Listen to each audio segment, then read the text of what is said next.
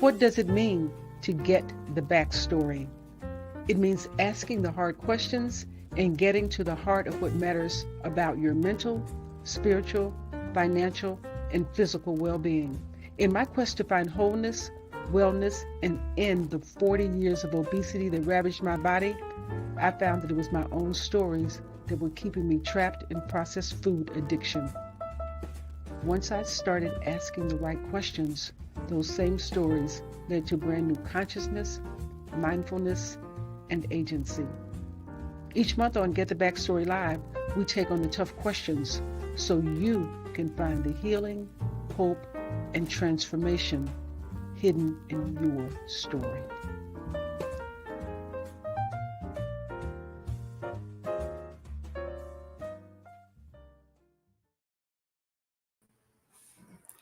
Hello and good evening. Welcome to Get the Backstory Live. And I said good evening because I am on the East Coast. It's 7 p.m.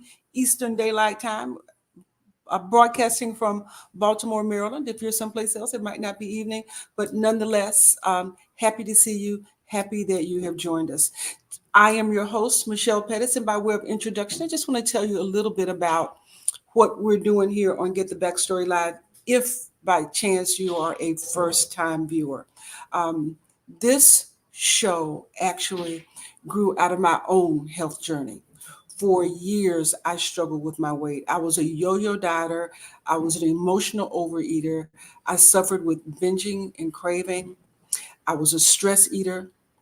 And finally, in 2019, I learned how to reclaim my health. I'm the same size now as I was in 2019. And that's a big statement for somebody who spent 40 years as a yo-yo dieter. I do this show. I started this show in my closet, in my apartment, in my condo. And I called it Sarah's Closet when it first started off. It started off as a Facebook Live. And I would come on every Sunday night and broadcast from the closet and talk about my journey. I was in that closet and I called it Sarah's Closet because that was my mother's name. My mother's name was Sarah, and my mother was a fashionista. Just very stylish, gloves and all that back in the day. And what I found in terms of my own inspiration of wanting to really reclaim my life and reclaim my body was clothes. I had a love of clothes, a love of fashion, but I was never able to wear them. And the reality of it is it wasn't a health issue for me back so many years ago in 2018 when I started. I just wanted to wear cuter clothes. That's all I wanted to do. But once I got that, once I really understood what this was about, that it's not about the clothes. It's really not about the body. It's about the mind. It's about reclaiming your mind. And it was about saving my life and understanding that everything I put in my mouth is going to heal me or hurt me. So this work is about advocacy. This work is about Get the Backstory Live. The Backstory Live is about advocacy because I know how hard it is. I know what a challenge it was for me to finally make the mental shifts that were necessary to start making choices that honored not just my body, but honored my emotional well-being. So on Get the Backstory Live, every third Wednesday of the month, we come here and we talk to people that are on this journey. We talk to people who I used to be in various stages of transformation. You may be at the beginning of your journey, you may be at the end of your journey, you be at the middle of your journey, but no matter where you are, what we know is that we need to be motivated, we need inspiration, and that's what this show is all about. So you may be just trying to figure out how to take the first steps. Then somebody's going to be on this show that's taking their first step, because sometimes taking that first step is the hardest step to take. Then you may meet somebody on this show who has lost all the weight that they want to lose, and they really are living their best life, and they're maintaining their weight. And so you want to hear their secrets and their tips and their strategies, and they're going to share them, right? That's what we're going to talk about that. And then there may be people that are in the middle, because there's some stuff that happens in the middle that nobody talks about. We see the before pictures, we see the after pictures, but there's not a conversation about what goes on in the middle and how we manage that. So we talk about that on Get the Backstory Live. But tonight we're having a special conversation. We're having a special conversation because it's June, and not only is today Juneteenth, right? We're celebrating that, but June is also Men's Health Month. And tonight we're going to talk to two men who have important stories to tell about their wellness journey, because we know it's different for men, right? Different for men. So we take some time out once a year in June to honor our men, hear our men, and offer support. Offer support because the struggle is real, as we hear people say. But here's the other thing I want you to understand: the struggle is real, but so is the victory.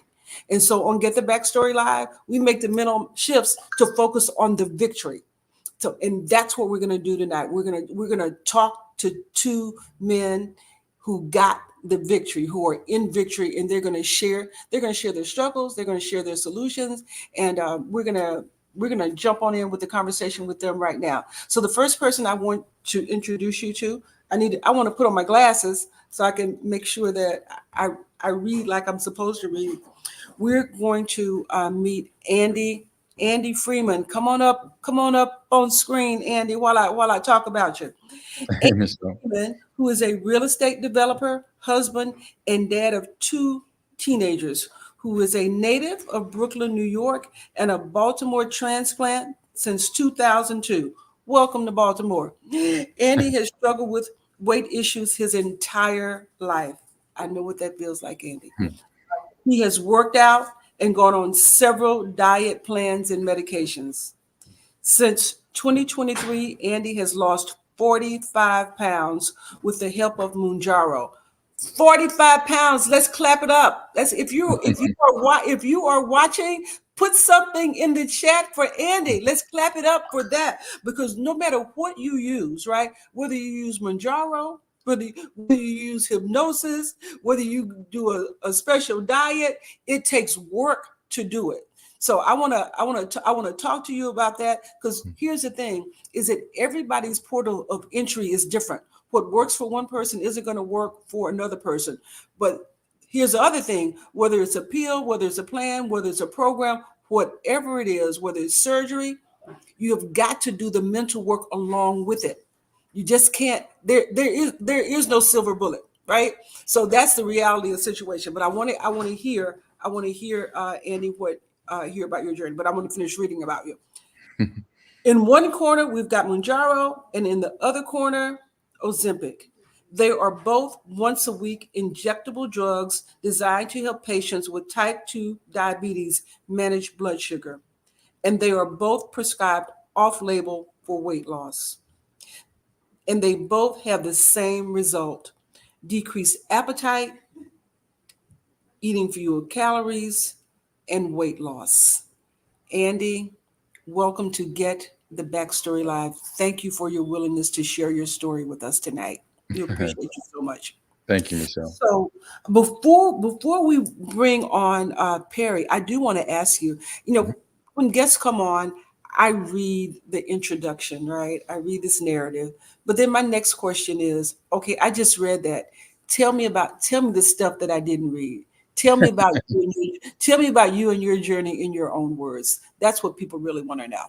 So, it's I think since probably my early 30s is probably where I started having, the weight challenges, I guess, is what it is. I mean, I just love to eat, and it doesn't matter, you don't have to be hungry necessarily to eat, but the problem is that, obviously it's all about, what you take in and what you burn off. And if you're not burning off, as much as you're taking in, you're going to just gain weight. And so I've yo-yoed my entire life.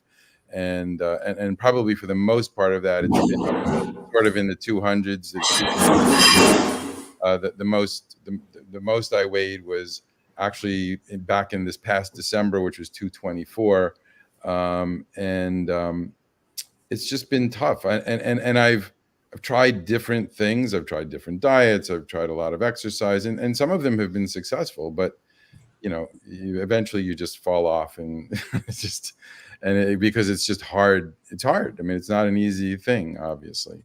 And then came along, Mounjaro and Ozempic and Zepbound and Wegovy, and I have to tell you, it's a miracle drug. And it's been amazing. And actually that weight loss that you mentioned at the beginning, it's now actually 56 pounds. So, wow. yeah. Wow. So I've gone from 224 to 168. Wow. Wow. Big difference. Yeah. So, wow. So what prompted you, Andy, to try the drugs? So, we all have busy lives, right? And in the industry that I'm in, it's just always, you're just always on the go, and it's just always difficult. And so, while I have the ability to go and work out, and I have there's never time. I'm not a morning person, so I don't get up early in the morning to go work out. By the time evening rolls around, and I may have time, I'm too tired, and so, and as you mentioned, when you read through my bio, I have two teenage kids, one 18 and 14. I am going to be 65 in September, and I want to be around for them, Yes. So when I thought about it, and obviously these drugs came out, I was like, okay, well, I have to do something, right? I have to do something that's going to stick and that's going to work, because I just know that mentally I just wasn't in a spot, or even just from a time perspective, where I could actually do it. Mm-hmm. And so I tried it, and it's just incredible. I mean, it's seriously changed my life in Yes. so many ways, really. Yes. Yes. From a health perspective, I mean, my blood work is better, my cholesterol is down, my blood sugar is down. I was not diabetic, but I did have metabolic syndrome, so I was pre-diabetic. Mm-hmm. I mean, when I bent down just to tie my shoes, I mean, I was out of breath. It's Yes. like now, Yes. I mean, I actually feel comfortable. I had sleep apnea. I no longer have sleep apnea. Mm-hmm. So all of these things are just sort of going away. Literally melting away, right? Yes. And it seems to be sticking. I mean, the thing that's really quite nice about it is that you really get a sense that while eating, of course, is important, because we all have to eat, but it's not as important as we thought it was, or at least I thought it was before. Mm-hmm. And by the way, it's not even so much it's important. I think it's more that you just come to the realization that you don't need to eat a lot of food in order to be healthy or Yes. strong. Yes. And this really allows you to do that, right? Yes. So it's I'm telling you, it's like, I don't know if it's the fountain of youth, or if it's just, but it's an absolute miracle. It's just it's incredible, really. And they keep finding more and more things that it does that to help health. One thing I heard the other day from one of my doctors was that they're now prescribing it for folks that are alcoholics, because it turns out that it actually suppresses your you're wanting to drink alcohol as well. So, I mean, it's really quite interesting how they're finding these things out as they go along. So, in talking to you, Andy and Perry, your turn is coming in just a second. But as you're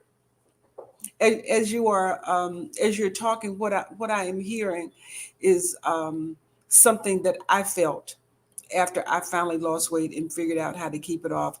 And that is, and I think it's especially important since today is Juneteenth, is freedom.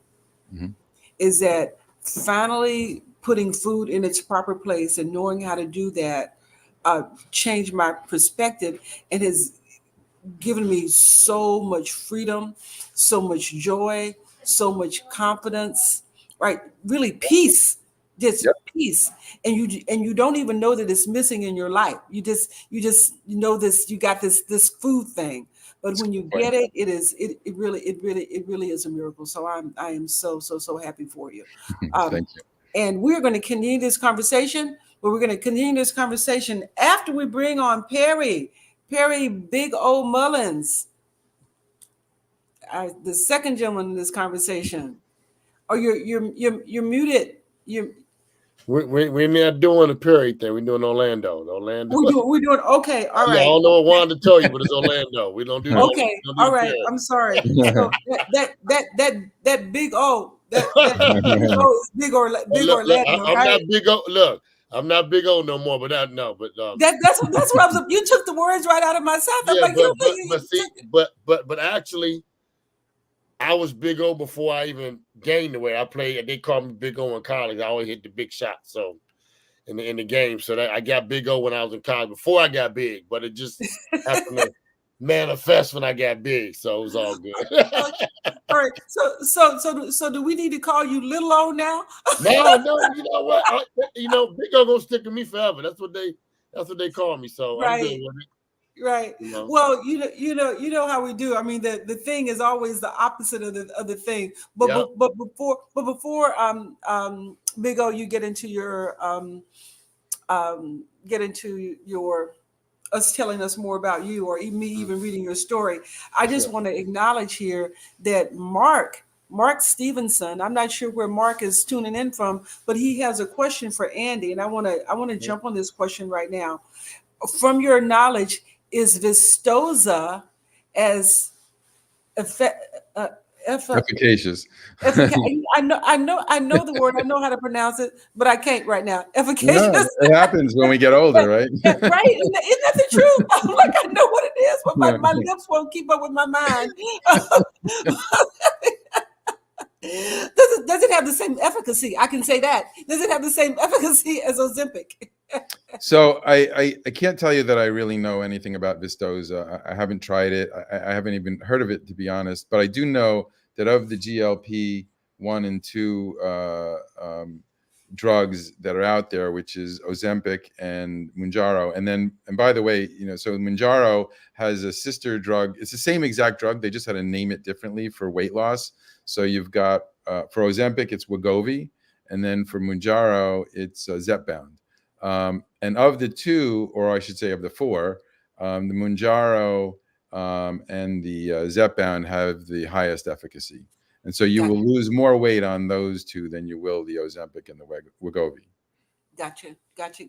Thank you for that.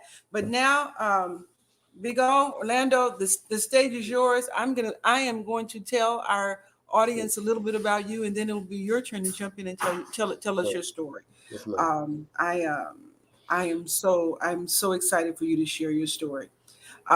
Big O Mullins is a member of Kappa Alpha Psi and was regional sales representative for Moet Hennessy.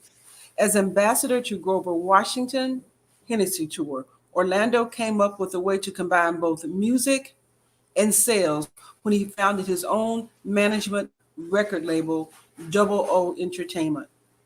Double O Entertainment has recently soared to one of the top promoters on the East Coast. They have promoted over 60 shows in 2024 at Tin Pan in Richmond and formed a partnership with Keystone Corner in Baltimore, where they will host 35 shows. Count them, 35.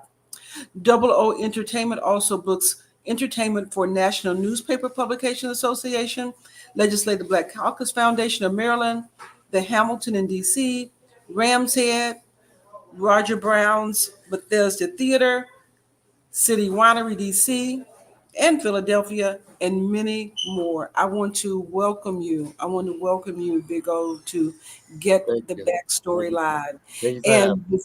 And before you tell us your story, I want to tell you that everything that I read in this introduction so resonates with me. Because before I was an author, right? Before my weight loss journey, before I was a coach, before I was a speaker, before I did any of this, I worked in radio. I worked in media. I worked in advertising. I worked for Radio One. I was in advertising sales, Radio One, and I sold country music. I get the high stress and the high rolling pace that's involved in this industry. And I gotta tell you something. Like one of my first jobs in media back in the 80s, right? I'm dating myself. I worked with a promoter I worked with a promoter, and all I can say is my wig's off to you for Yeah. for the work that you do, because this was in the 80s before we had cell phones like we have them. I remember going to this dude's place because he was working out of his house. He had two phones. He had one phone in one ear and another phone in another ear. Yeah, it's stressful. And he was always rolling, and then he had a heart attack. Yeah. I want to do that one. Then he had a heart attack. He survived it, but he had to change his life, right? He had to change his life. And this what I got a flashback. I got a flashback reading your story because I know how much food and entertainment and good food and plenty of food and drinking and all that is all part of the whole vibe of that world, right? Yeah. It all becomes the same. It all becomes the same thing. And I felt food morph from being nutrition and nourishment to entertainment and fun. And it got to the point where I couldn't differentiate one from the other. And that was part of my problem. And had to reel that back in. Get tough. It can definitely get tough.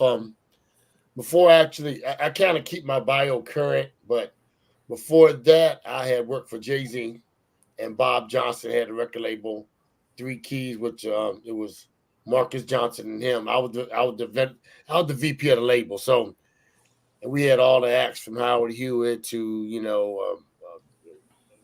Jared and David Dyson, Nick Coley. We had a whole bunch of them. All the guys like in the top 20 of jazz started through our label, 3 Keys out of DC with Bob Johnson from BT. BT and Marcus Johnson. So, we were traveling a lot. And what happens when you go to these shows and you do these shows during the day? What happens when you get in at 1 or 2 in the morning? You ain't ate? What you doing? You bringing your food back from the venue, eating chicken wings and slopping down bread and the whole 9 late at night, because you're hungry. So it's like you get in, it's like you're not thinking that stuff sit on you. Then for some, I forgot what they told me before. When you eat that food, you get up in the morning, you get up 4 hours later, you're hungry again. So then you eat again. So then next thing you know, went from, gained 20 pounds and doing this stuff. And it went on for years. So it's like the later you're out, because your people understand when you're doing these events, you're working. I mean, I'm not going. People think that I'm going to the Jay-Z show. I'm going to pop bottles, sit backstage. I'm working. Right. Land don't need you in the front, man. We got people sitting on the guest list. Land don't need you in the back. We got people sitting. So you're running around all night. So you don't get to eat the food, the good food there. You get what's left over, or you order when you go out, or you go out with the fellas and y'all eating at 1 in the morning, and you thinking it's all good because you're skinny. I'm a college athlete. I play basketball. You think it's all good, but then hurt my knee. And all of a sudden it's like now you're working all the time. You can't get up and get on the treadmill and run like you used to. So next thing you know, next thing you know, I'm at 362. Oh no, what happened actually, I gained the weight.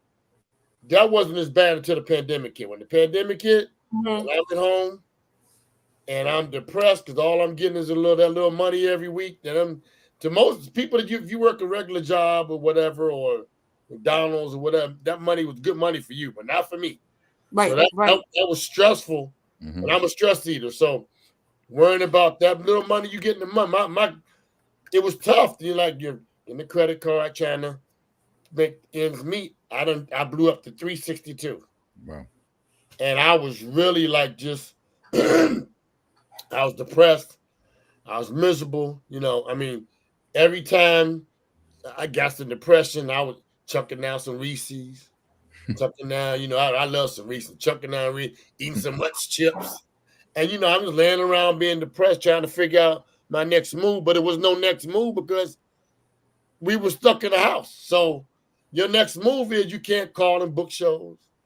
My whole life was just flooded because what I do, my job that I do, my company that I have, I love what I do. This is my passion. I have, it's like I work hard, but at the end of the day, it's like I'm not even working because this is what I love to do. I mean, I eat it. I love this. I breathe this. I mean, it's what I do. And it's like it's secondhand to me. But also when they're depressed, when you're doing a show in Richmond, and on Wednesday you have the venue holds 220. You got 100 tickets sold. Here comes the, even though I don't pray to God about it. God got it. I got faith. We're human though, right? Then a human starts in like, man, what if I don't sell these extra tickets? I got to pay the Blackbirds $5,000 on Friday. I ain't got it. All right. Here come the chip. Look, I get the big old bag. That thing, at the end of the night, you turn the bag. I'm like, where's it at? Yes. Where is it at? Give me another one. Then I was chucking sodas down. So I decided. I went to my doctor. He told me, "Look, bro, you got to get down to 300." He moved from. Okay, Big O. Before you went to the doctor, and the doctor said you got to get down. Okay. What made you go to the doctor in the first place? Well, no, I was having knee pains. I have to have knee replacements. Okay. So I was on right now. I'm on gel shots on the knees. I got arthritis through my whole body. So got it.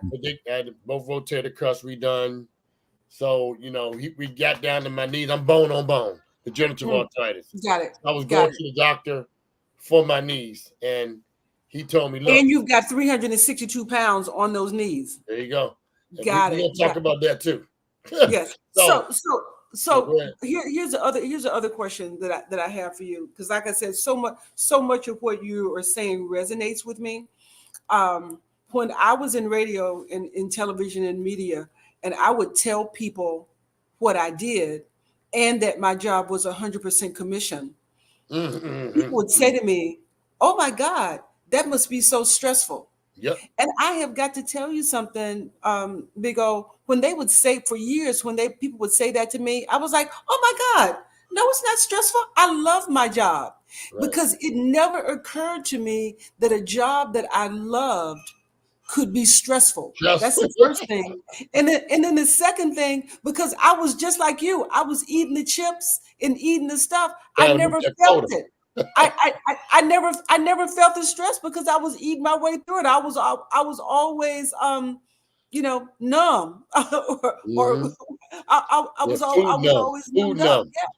Yeah. Yes. Yeah. I was just, it can be rough.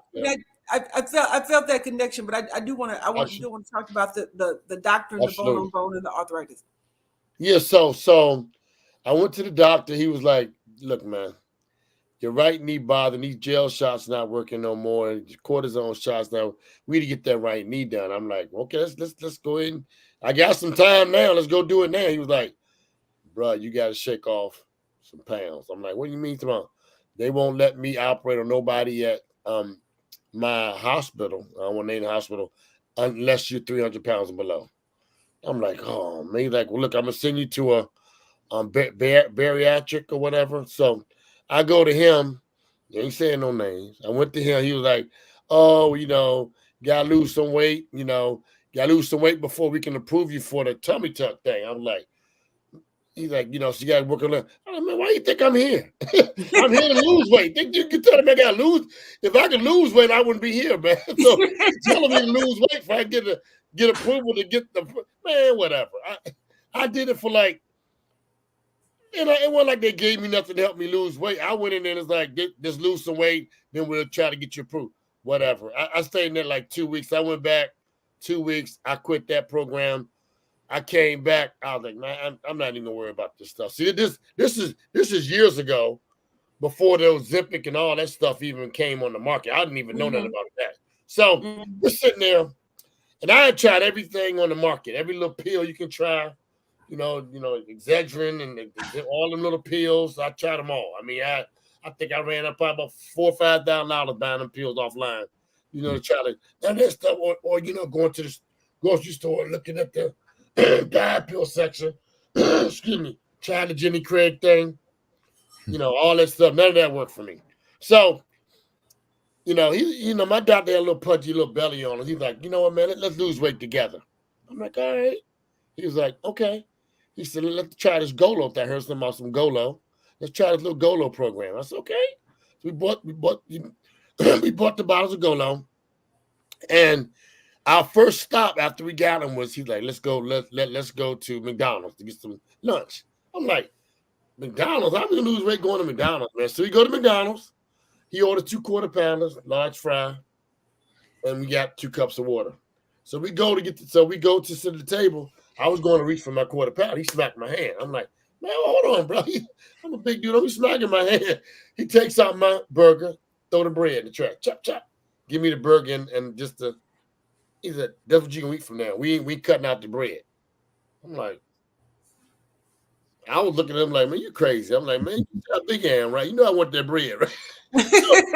So, ate the burger and a little lettuce on it and the onion and get a couple of fries, drink the water, and I cut out all sodas. I stopped. That was my last day drinking soda. I haven't drank soda in 3 years.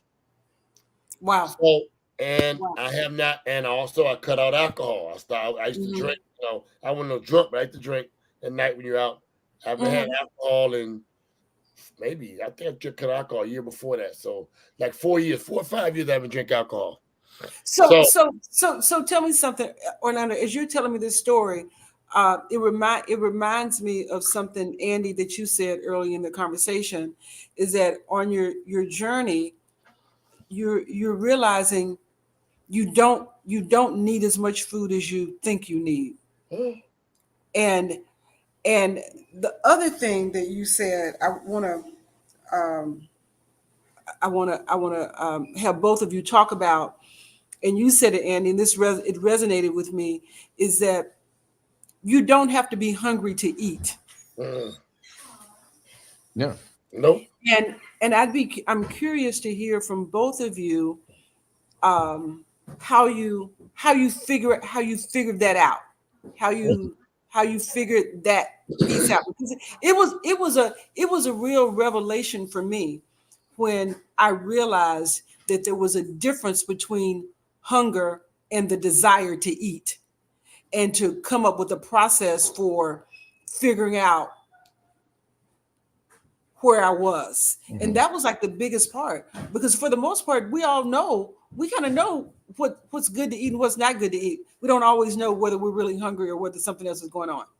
Well, with me, with me, I still eat. I love to eat now. I still eat, but I had to learn what not to eat. So I had to cut back on bread, noodles, rice, stuff like that. See, the funny thing with me is that I knew beforehand. I used to love, my mom used to give me broccoli, cauliflower, all that stuff. I love that stuff. But, but me running so much, where you going to go 2 o'clock in the morning to get cauliflower? or broccoli? Or, you with your homies, they order steak, you be like, hey, can I get broccoli? So it was just a thing. I didn't do it. But once I realized, and my doctor was my support team. That was my support. We would call each other every day, talk, and then also with Golo, and I'm not trying to plug them, but Golo too, they have a phone number. You can call and talk to somebody. And it's good when you can talk to somebody about what you have for lunch today. And we're doing this together. We're clocking, I'm going in every week, we're clocking our weight, and we had a bet who can lose the most weight the fastest. So like we had some money on the line and we helped each other. So we have a support system. Then I told my family, my girls, I have 4 beautiful daughters. So it's like, look, stop cooking that. Cook me the broccoli. And some meals so the stuff I like to eat, I started eating. And so then I realized, even when I go to Keystone Corner, start looking at all that good food, I eat what's healthy. And it's like my body does not even want that stuff no more. The rice. Yes. Your body comes, geared to eating this kind of food. So it's like, and I'm just rolling with it. Like, and I get in at nighttime and I don't eat. And also too, I do a thing called intermediate fasting. I don't eat after 7 and I don't eat before 11 in the morning. So, and when I take my medication in the morning, I might have a fruit snack, and my grandson like, Pop, stop eating my fruit snacks. But I'll take a fruit snack, and I'll eat a fruit snack while I take my meds in the morning. But then again, I don't eat a meal until after 11. Sometime I might eat a meal if I'm out running around all day, and I got to think, I don't like to eat out. And as I move, I ain't gonna go through McDonald's and eat no more like I used to. I just run through McDonald's and go to Burger King. But so now I don't eat till I get home. So I might be running all day and don't get home till 3, right? I won't eat while I'm out. So I'll eat when I get home. Now I might not eat no more until the next day, until after 11 o'clock the next day. Got it. My body's learn that routine. It's about routine. It's about, because I know people have had that bariatric surgery or the sleeve or, and all that stuff, and they gain the weight right back. Right. If you don't eat right or manage your eating, now I still love my Reese's, right? So now I know. So today, if I eat Reese's today, I know I can't eat chips today. So, and I've also gotten a little kitty snack chips. So I know everything is managed with me. So like, I know like, so today if I eat chips, no chocolate today. So I still eat the stuff that I like. I just have to cut back on all that other stuff. And, it works for me that there's like right now, I'm not even on Golo no more. So it's like, but I've maintained this weight for over a year. I've stayed. I got down to where I wanted to be, and I don't want to get real skinny, so I like to be in that little. I'm right where I want to be. I'm at 260, so that's where I want to be. So I'm below my body. You made the mental shifts to help. And so now it's like when I'm out, I don't even care about that. Like eating the bad food, and you can still eat. I'm sure Andy can tell you can still eat a burger every now and again. I mean, it ain't like I don't never eat bread no more. I mean, but I might eat bread, but it's all in moderation. It's all like, my body will tell me, nope, that's it, let's go. And then like I said, I'll go to a restaurant, I'll mess up some cauliflower and I'll some carrots and some celery. People looking at me like I'm a gerbil or something. But I like it. That's what I like. I mean, I like eating that kind of stuff, and it fills you up. So I'm good with that. So I see this. Here we go. We've got a comment here from Sandy. Thank you, Sandy, for weighing in on the conversation. I tried low-calorie diets. They never worked. I tried cutting out fat. Never worked. When I started counting carbs and read labels to see what is in processed foods, it worked. So I do have Andy, have you kind of I've done all of it. moved in that direction? Can you speak to Yeah. Can you speak to like some specific changes and specific things that you did as a result? Sure. So I mean, I've done the low calorie diets. The problem is you get hungry, right? And so so that doesn't work. Then that's why it doesn't work, right? Cutting out the fat. I've done that a lot. I mean, and that actually does work. I mean, when I did like Atkins, which essentially is just eating all protein, right? I mean, and that really does work. I mean, it's just that, it's like anything, right? Eventually, like, you may cut out certain things and you may get used to not eating those certain things, but eventually you still have a craving for it, right? And you're going to end up eating it. And the problem is that if you don't have the willpower to stop, that's where you fall off the wagon and you just keep going, right? And so that's the problem, when it came to counting carbs. So I don't like counting carbs, although I've done that before too. It's never fun when you're sitting there having to do math, to figure out, I mean, it's not fun doing math, period, but to have to do math to figure out how to lose weight, that's not fun. Wait a minute.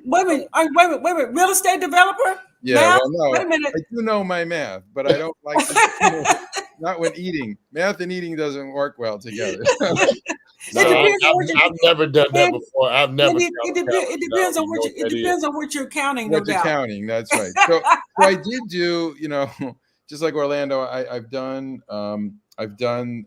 intermittent fasting, and I've done it a lot. I did it to the extreme where it was like 30 something hours off and then 12 hours on, and so it's basically every other day.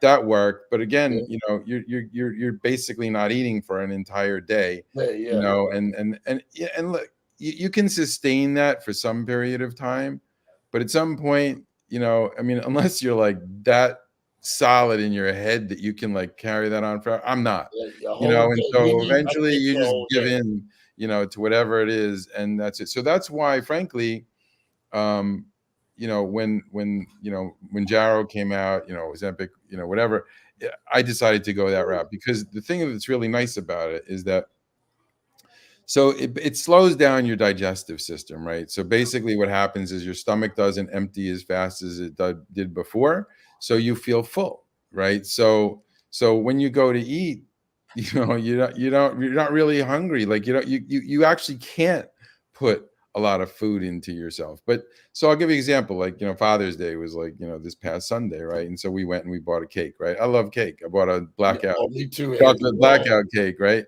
Oh. But I just had, where I would normally have, a really large piece of cake, I just had a couple of forkfuls, and that was fine, because now I'm actually enjoying the flavors of what I'm eating, but I don't have to eat a lot of it, right? Mm-hmm.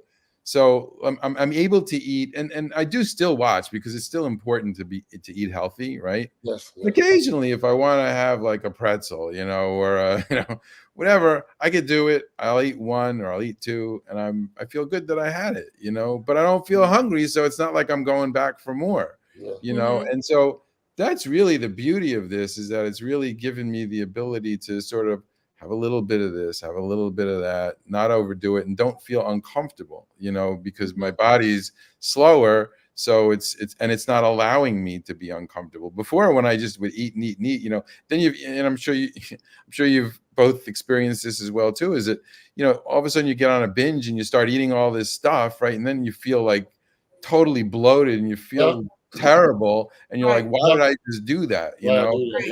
And then you can't sleep and you can't and it's like, it's And that's the point when you say, I'm going to go on a diet, and you feel like you can stick to it because right. your body is in this state where it can't even accept anything more. That's right. I want you to read what Sandy is saying here, and I have thoughts on it. I'd love to hear your thoughts as well. I eat what I want every weekend and not during the week, so I can stay in it. I lost 45 pounds and have kept it off. What I'm gonna say to that is that whatever works. I mean, see, like Andy has a different diet than what I have. Whatever works for you. Intermediate fasting. Now, Andy, I ain't never done 36 hours, man. You're mad.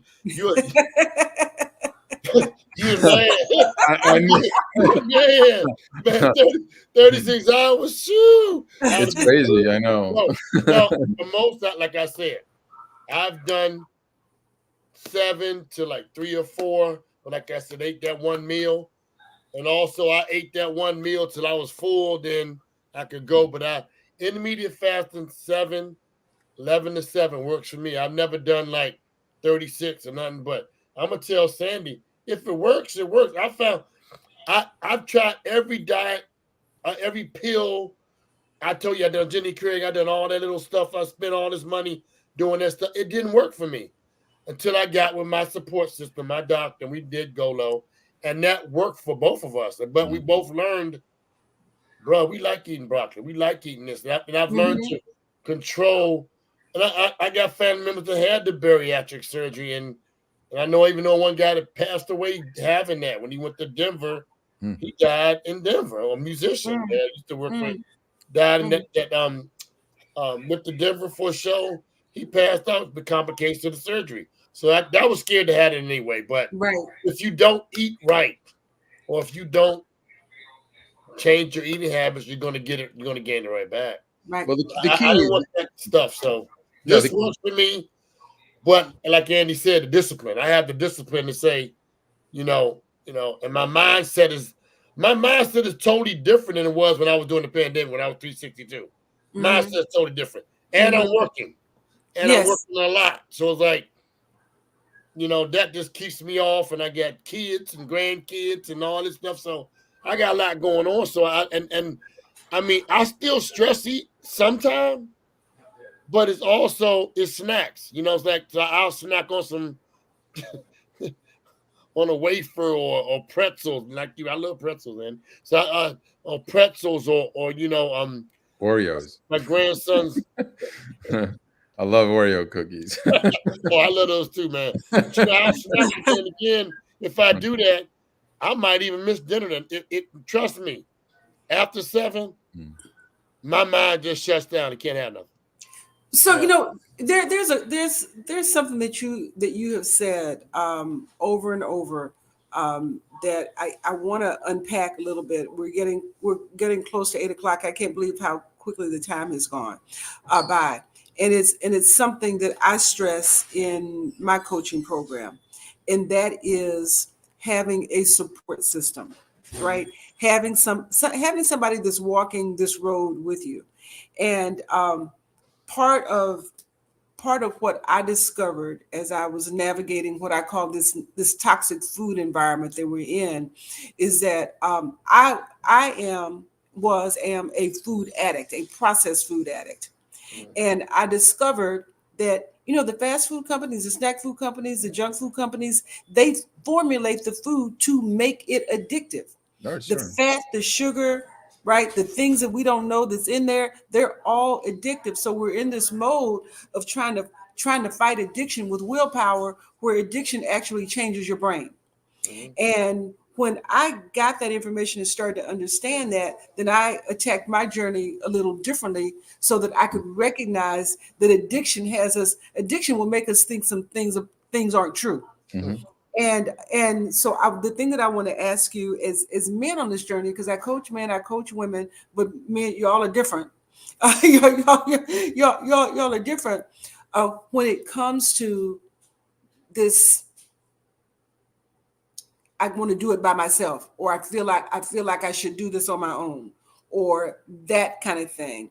And oftentimes on this road, the challenge is asking for help, asking for support to learn the things that you don't know how to learn. And I find that sometimes it's tougher with men to admit that this is something that they can't do by themselves. So yeah, so I will tell you that for me, I having two young kids, right? And I have a wife who's 5'2" and only 100 pounds. It's like it becomes difficult because, for one, when you have young kids, you've got snacks all over the house, right?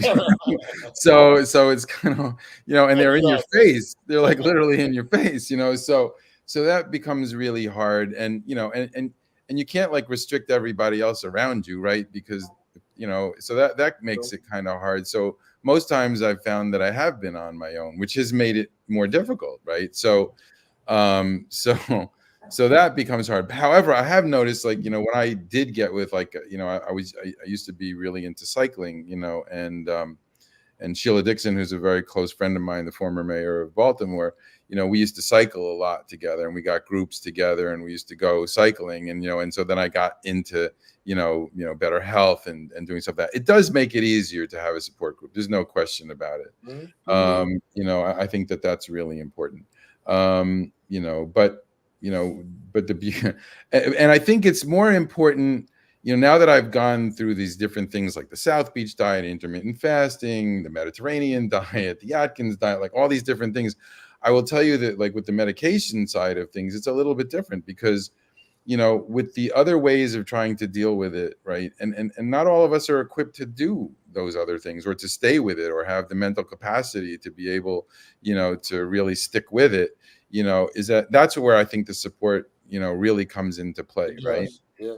With the medication, it's totally different because it literally just shuts you down, and you don't even feel like you need the support because you can't put all that food into you anyway.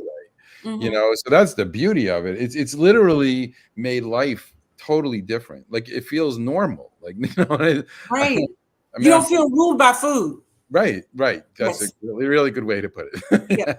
You don't feel ruled by with food. me, was it hard to first when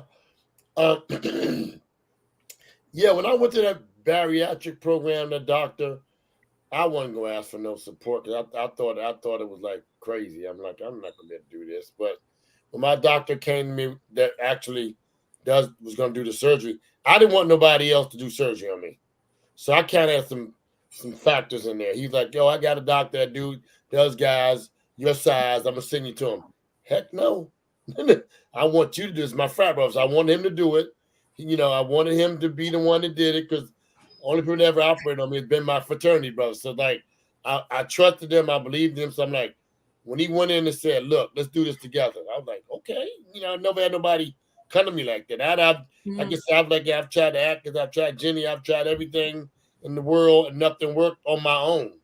So when we did it, and we actually went through that McDonald's process, and he was right across the street from his parents, right across the street from my home in Bowie. So at that time, so I was like, okay, and it worked. We would go out to lunch. We talked to each other on the phone even more, and it worked for me. So it wasn't hard. So then it wasn't hard for me to ask, for help. I started seeing a therapist to, for my mental capacity. I was going through some things too, through that whole pandemic thing. So that helped too. So it's like me and her would get on the phone to talk about it, and she's like, I'm proud of you, and I'm the Omega, I'm the man, and I'm the top of my business, which I'm sure Andy is too. So it's hard for somebody who runs everything to ask for help.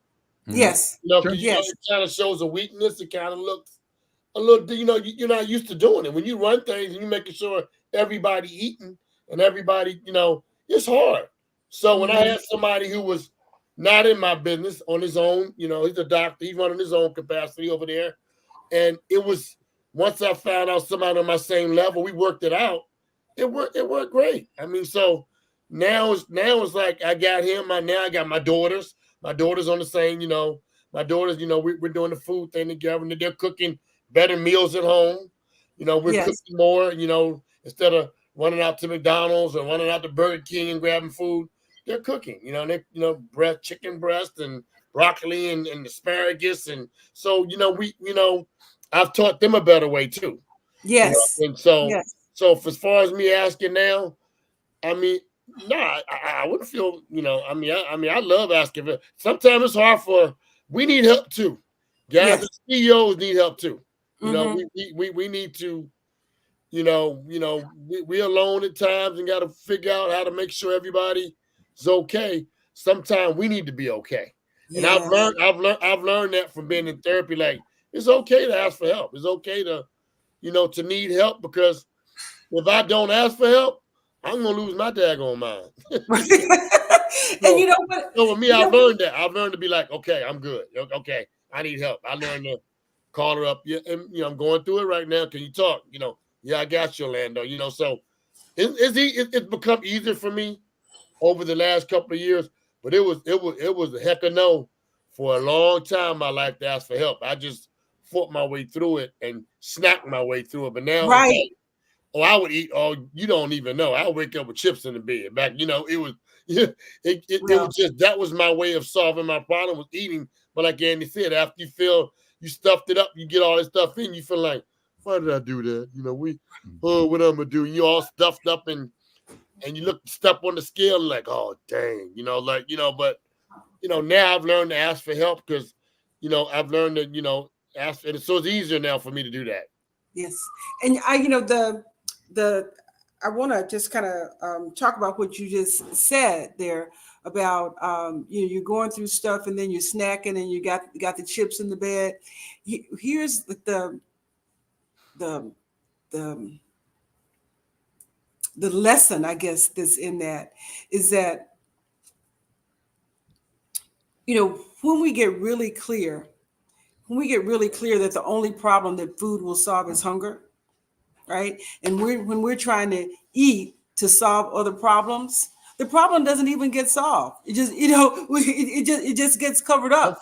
And so the work becomes in really figuring out the problem, whatever the problem is, addressing the problem, and then the desire to eat will take care of itself. So I'm glad you said that. But before we kind of wrap things up, there is a question. Yes. There's a question up here for you, Andy. Yep. And it says, there are no long-term studies of Ozempic, or I guess these other drugs. Does that concern you to any degree? So the answer to that is no. So I think one thing that I think people just generally have to understand about medications just in general is that every medication has a side effect, and you have to be able to determine, is the side effects worth, the benefit that the drug is going to give you. Right now, obviously there have been no long-term studies. However, they have gone through clinical trials, right? And so far, they haven't really found anything.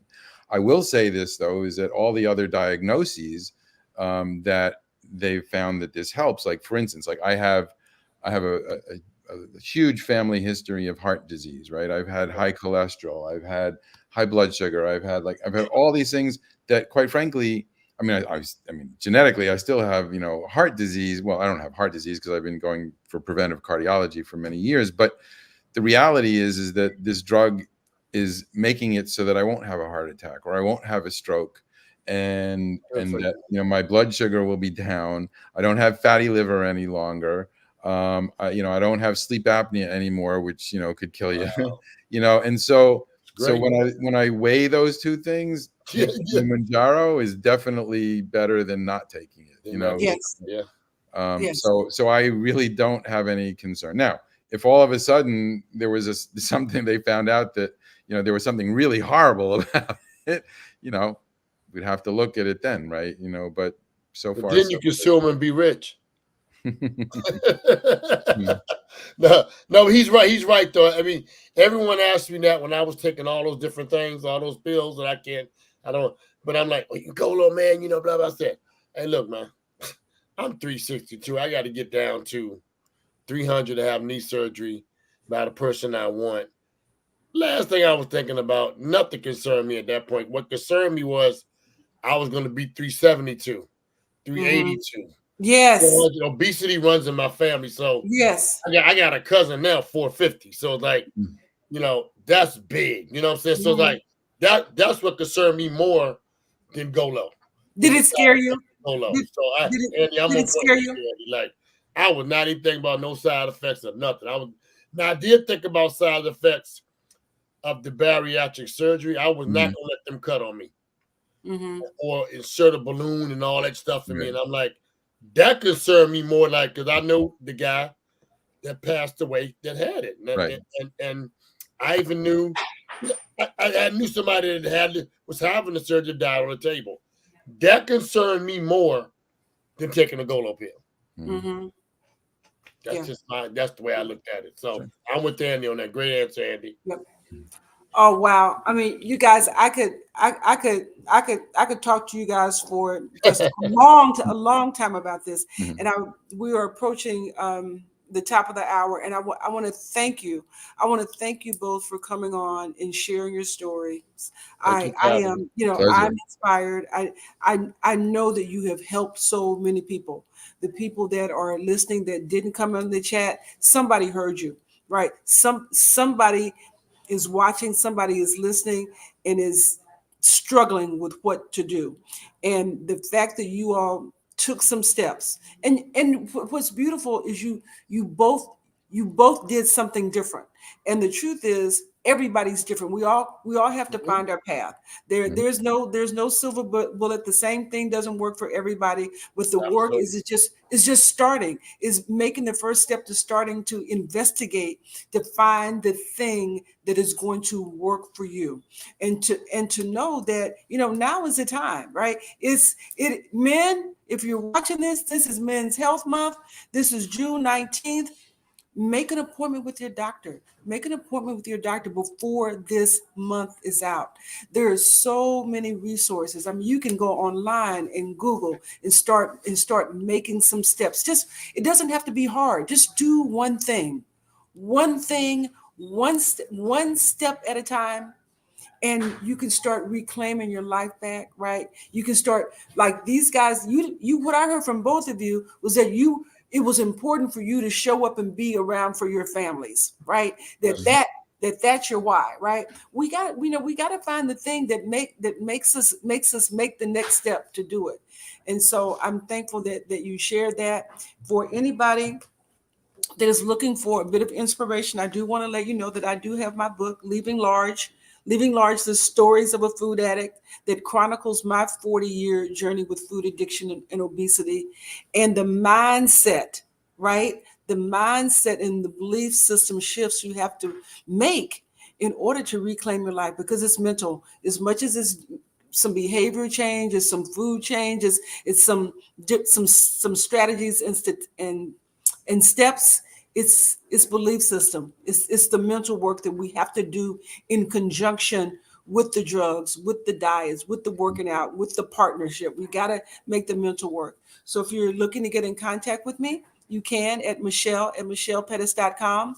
My email address is up there on the screen. The book is leavinglarge.com. You can go online and find it.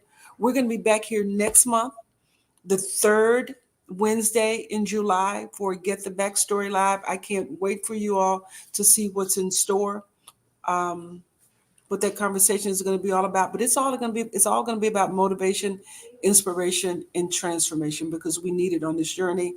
I want to thank you guys so much. I want to congratulate you both, and to Thank wish you. that wish the best for you. Be well. Thank you so much. Right? Thanks Be so well. much. Be healthy. Be good. Take care. Bye-bye.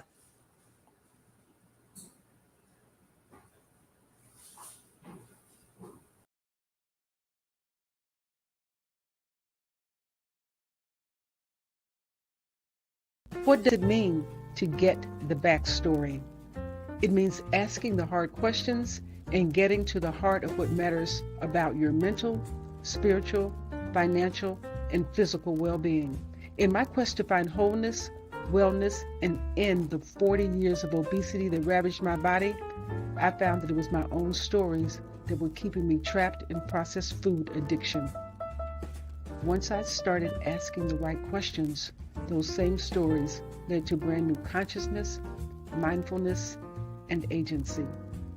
Each month on Get the Backstory Live, we take on the tough questions so you can find the healing, hope, and transformation hidden in your story.